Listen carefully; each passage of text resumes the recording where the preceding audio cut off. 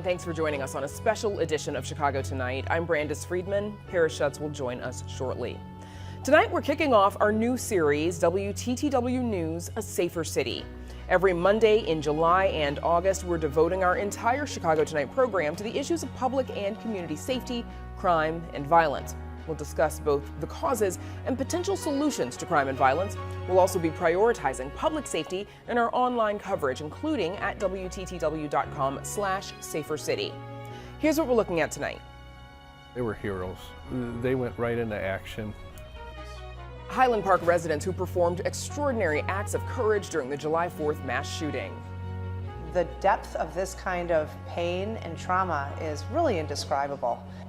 Highland Park's mayor reflects on 1 year since the deadliest day in the town's history. Expected trial dates for the alleged gunman of the Highland Park massacre and his father. It's America's favorite rifle platform. Hundreds of guns are banned in Illinois. Which ones make the list and why? And looking at the effectiveness of the state's assault weapons ban and the legal challenges to it. All that and more right after this. Chicago Tonight is made possible in part by Alexandra and John Nichols, the Jim and Kay Mabey family, the Polk Brothers Foundation, and the support of these donors.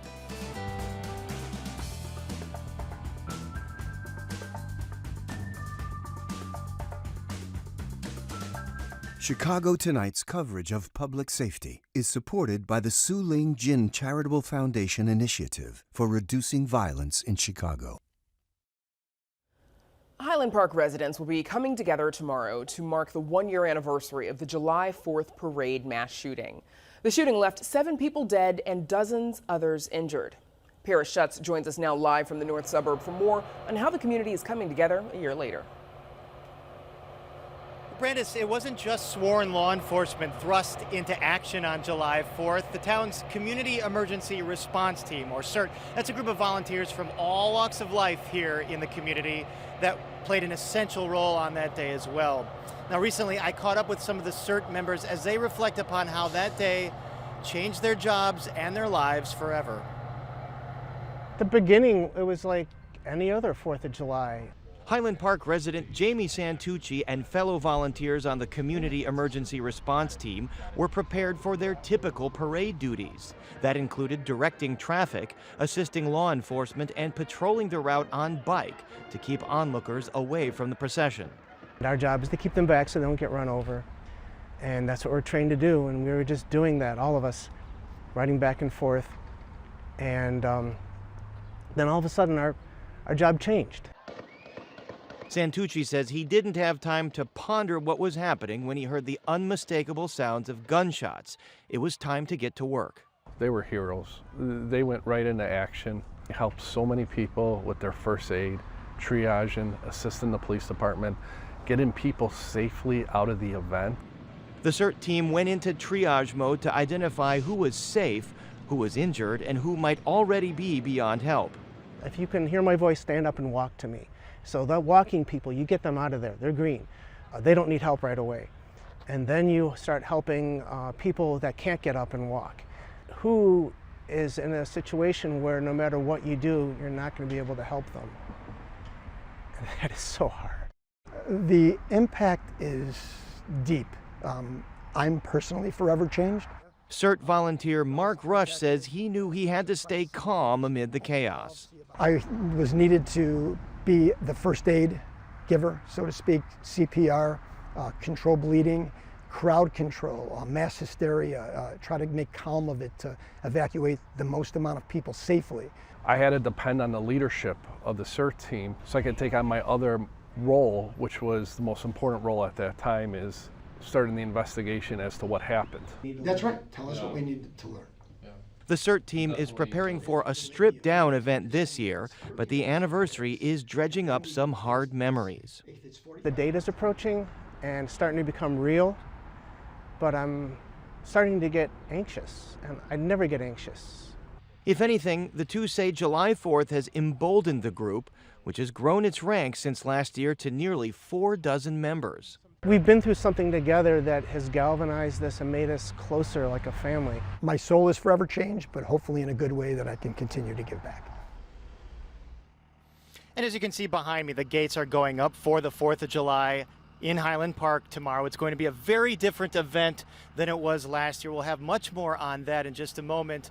We should mention that CERT is a program that many municipalities in Illinois employ. In fact, it was began by FEMA, the Federal Emergency Management Agency, program that many community members take pride in. And when we come back, we're one-on-one with Highland Park Mayor Nancy Rotering. And now, Brandis, we go back to you. As Highland Park residents and officials reflect on last year's 4th of July parade massacre and remember those lost in the violence, the alleged gunman and his father are expected to face separate trials in the coming months.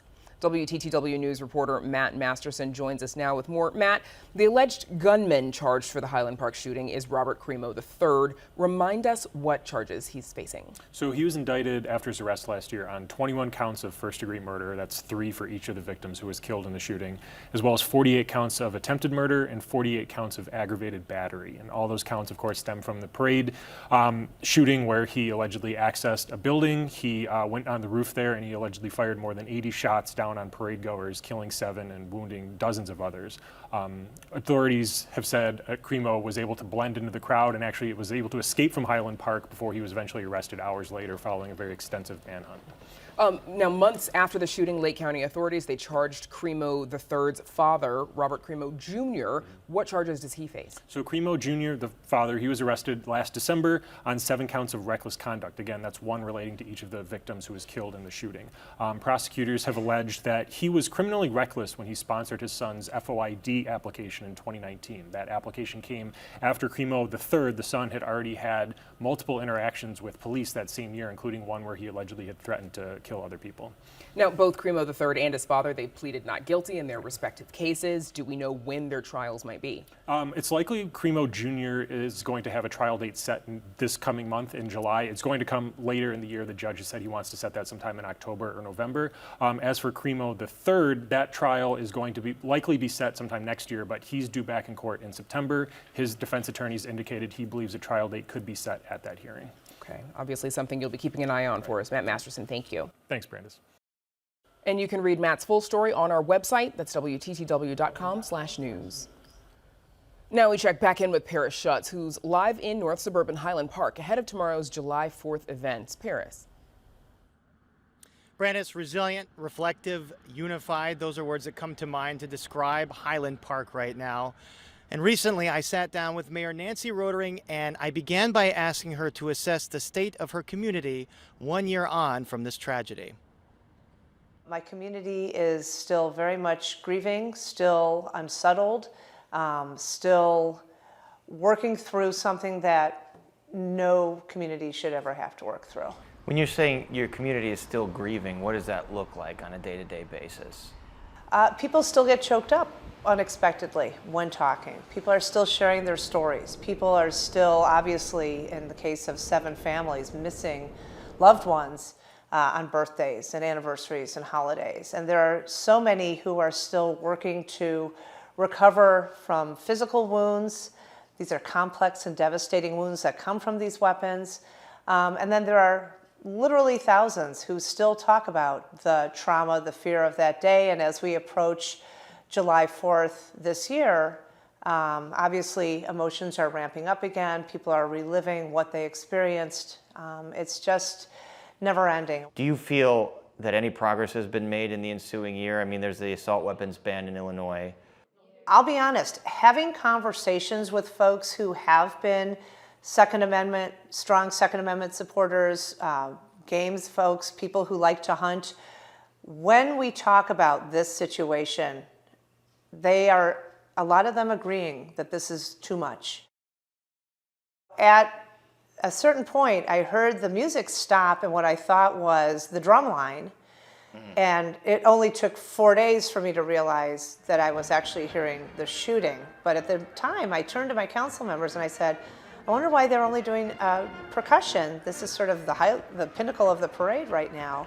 And then within seconds, I saw this swirl of blue shirts and khaki pants and people jostling tubas running down the sidewalk, running for their lives.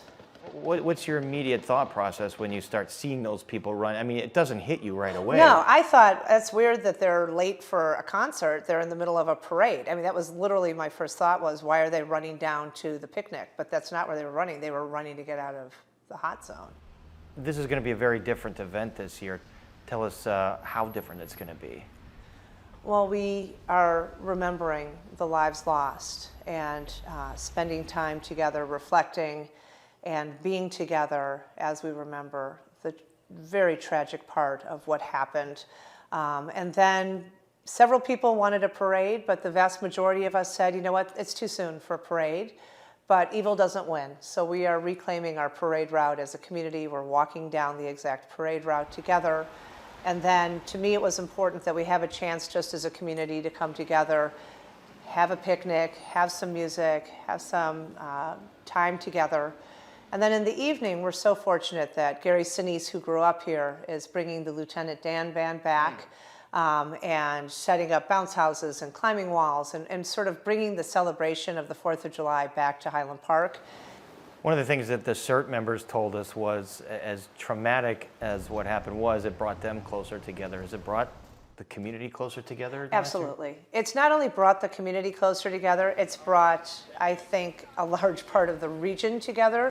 I think it's vital for people to recognize the depth of this kind of pain and trauma is really indescribable.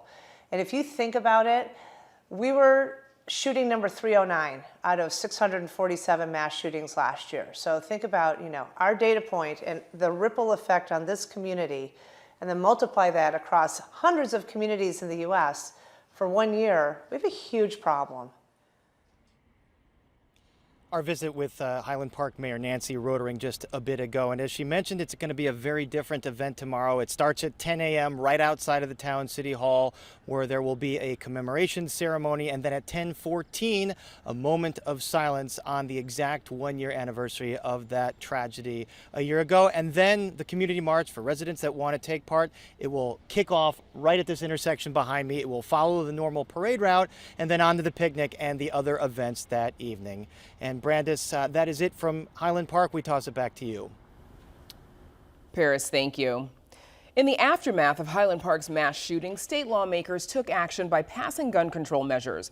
Guns classified by the state of Illinois as assault weapons have been banned since January 11th, meaning that hundreds, perhaps thousands of guns can no longer be legally sold in Illinois. Those who already own guns and ammunition covered by the ban can keep them, but they must register with the state. Earlier this year, Amanda Vinicky explained the difference between guns covered by the law and those that are still legal. Here's a look. It was a sunny summer morning, perfect for the post-COVID return of Highland Park's 4th of July parade, until 10:14 a.m. Literally out of the clear blue sky, I heard what sounded like I would describe as many firecrackers going off. It wasn't firecrackers, it was hailing bullets. Months later, Lauren Bennett testified before Illinois lawmakers about how it felt as she was shot in her hip and upper back, how she feared for her life and that of her young sons. Imagine a hot metal dart-like projectile tearing through your body at supersonic speed, and likely you'll grab whatever part of your body was hit because you know something's not right, only to feel that excessive amounts of blood draining out of you and soaking everything.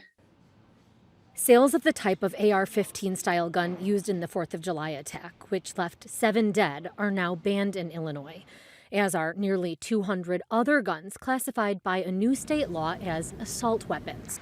Illinois now officially prohibits the sale and distribution of these mass killing machines. Except many gun owners and sellers say the banned guns are not military-grade weapons of war. Dan Eldridge is president of the Federal Firearms Licensees of Illinois. The gun dealers group is suing in federal court to strike down the law. Eldridge owns Maxson Shooter Supplies and Indoor Gun Range in Des Plaines and had to pull 15% to 20% of his inventory off the shelves as soon as Governor Pritzker signed the law in early January, like AR-15 style rifles. It's America's favorite rifle platform, and it is that because it is highly adaptable to all shapes and sizes of people, easily accessorized. It's built on a standard, available at a wide variety of price points and features, It really is a modern sporting rifle. You just described an AR-15 as a modern sporting rifle. Advocates of this ban say no, that's an assault weapon. The term itself, assault weapon, is a made-up term by the gun control people in the late 80s when they were trying to conflate semi-automatic rifles with machine guns. It's a made-up term that has absolutely no meaning. Eldridge says AR pattern guns are popular, ubiquitous, with an estimated 1 to 2 million legally owned by Illinois residents. As the lawsuit put it, if the right to keep and bear arms means anything, it means that the government cannot ban the most popular firearms in the country. An argument Eldridge says is backed by U.S. Supreme Court precedent, but which Cook County Sheriff Tom Dart says makes no common sense, considering AK and AR-style guns are popular with the wrong crowd, who he calls the bad guys. Behind me right now is just some of the weapons we've gotten recently. This was not always the case. So like 16 years ago when I started, this was not normal. We wouldn't get these type of weapons with this type of lethality. He says now it's the norm.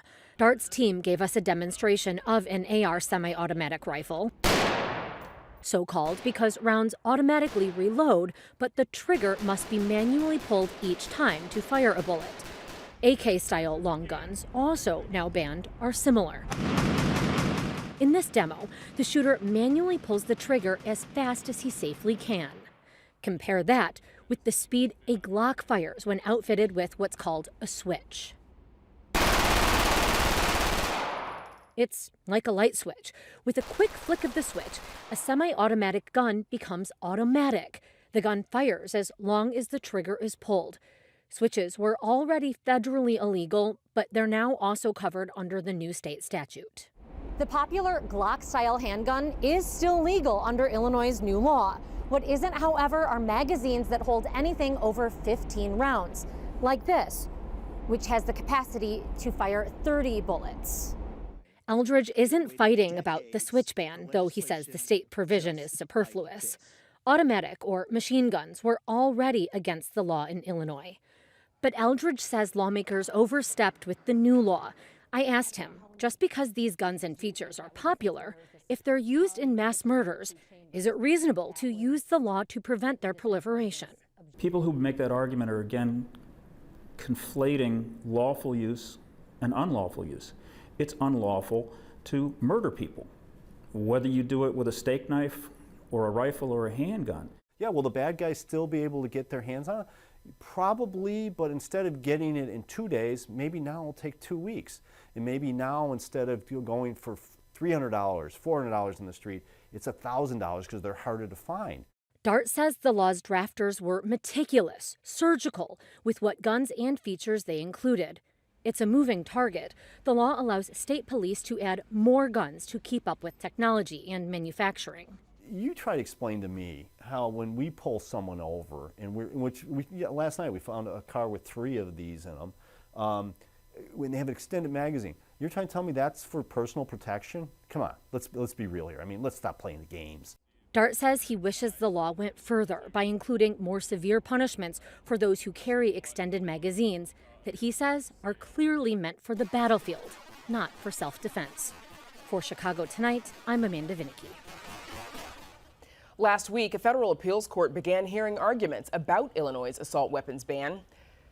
Sarah Konijnik is joining us now. We've got more people who are joining us now with more on Illinois' ban on so-called assault weapons and the legal challenges to that law, as well as a look at other gun control measures. So here now is Sarah Konijnik, Lake County board member and longtime gun violence prevention advocate, and Richard Pearson, executive director of the Illinois State Rifle Association, who joins us from Chatsworth in central Illinois. Thanks to you both for joining us. Richard Pearson, let's start with you, please. Your organization, of course, is one of the groups that filed the lawsuit over Illinois' assault weapons ban. Tell us why you oppose it. Repeat that, please. I did not hear you. Sure. Your organization, you're one of the groups that filed lawsuit over the state's assault weapons ban. Tell us why you oppose it.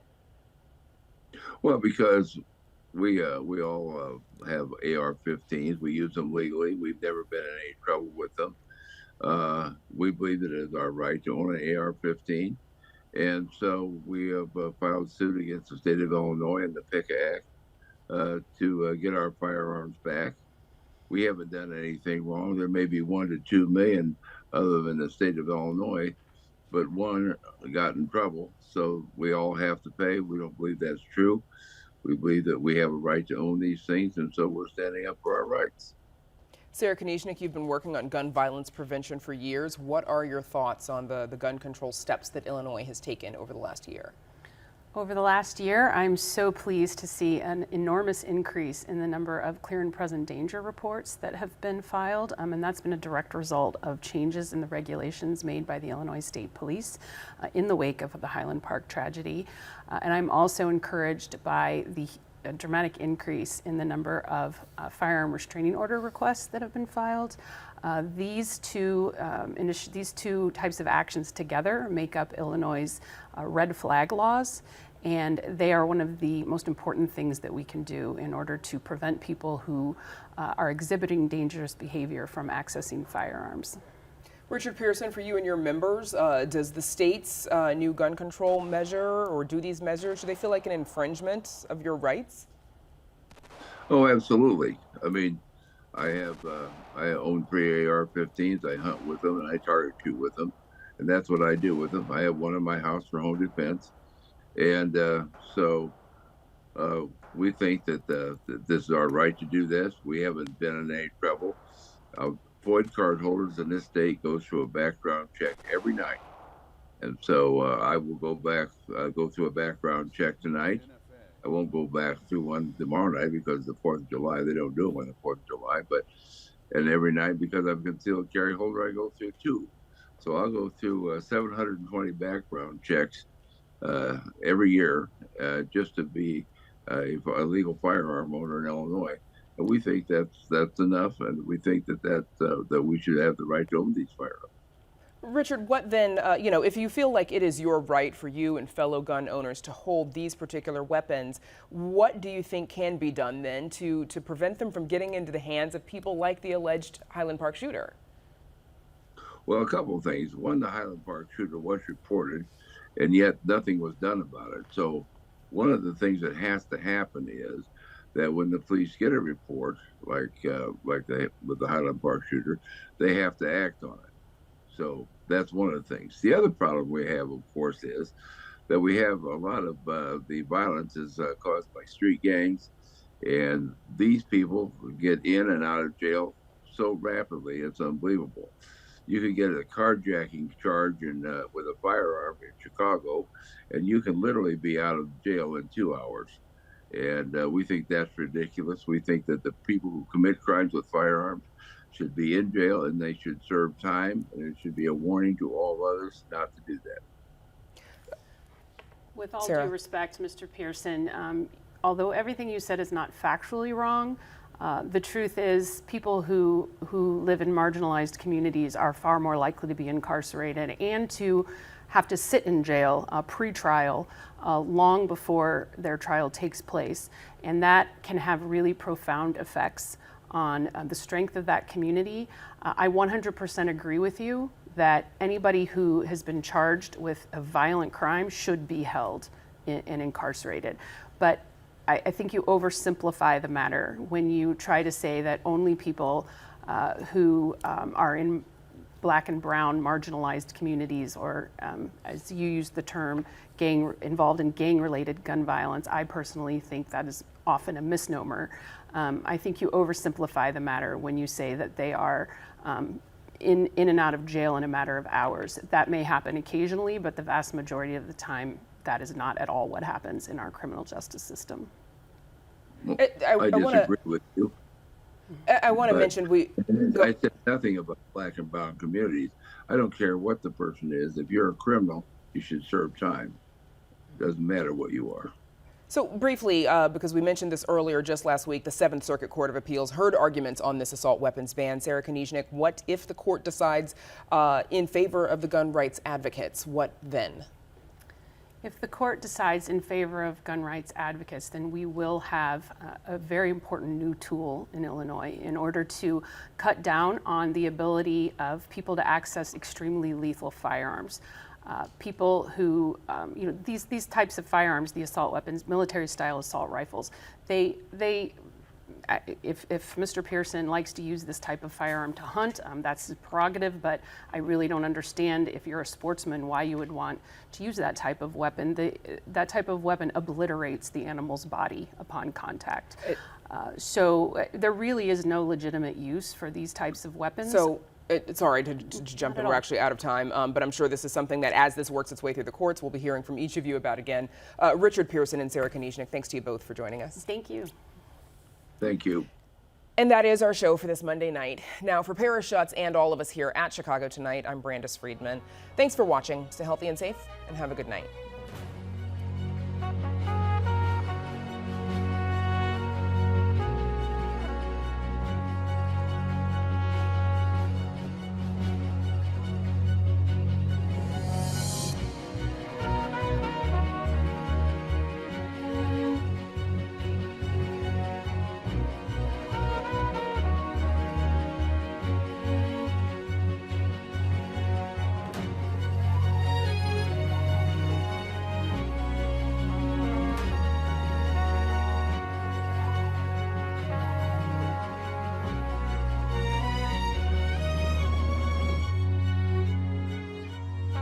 Closed captioning is made possible by Robert A. Clifford and Clifford Law Offices, a Chicago personal injury and wrongful death firm, and proud sponsor of programming that offers advice and strategies to enhance the physical and mental well-being of fellow legal practitioners in Illinois.